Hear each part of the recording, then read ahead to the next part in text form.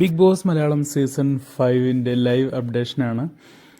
Just ഇപ്പോൾ morning task അവസാനിച്ചു. Morning task എന്ന് പറയുമ്പോൾ ഇന്ന് നമ്മൾ പ്രൊമോ കണ്ട എല്ലാവർക്കും അറിയാം, ഇന്ന് ഫാമിലി എത്തുകയാണ്. ഓരോ ബിഗ് ബോസ് അംഗങ്ങളുടെയും ഫാമിലി എത്തുകയാണ്.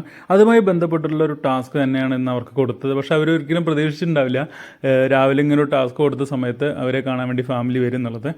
ടാസ്ക് എന്താണെന്ന് വെച്ചാൽ ഓരോരുത്തർക്കും അവർ മിസ് ചെയ്യുന്ന ഫാമിലി അംഗങ്ങൾ ആരൊക്കെയാണെന്ന് പറയുക എന്നുള്ളതാണ്. എല്ലാവരെയും അത് സങ്കടപ്പെടുത്തിയിട്ടുണ്ട്. തീർച്ചയായിട്ടും അവർ അവതരിപ്പിക്കാൻ തന്നെ നമുക്ക് മനസ്സിലാവും. ശോഭയാണ് അവസാനം പറഞ്ഞത്. ശോഭയൊക്കെ നന്നായി കരഞ്ഞുകൊണ്ടാണ് സംസാരിച്ചിട്ടുണ്ടായിരുന്നത്.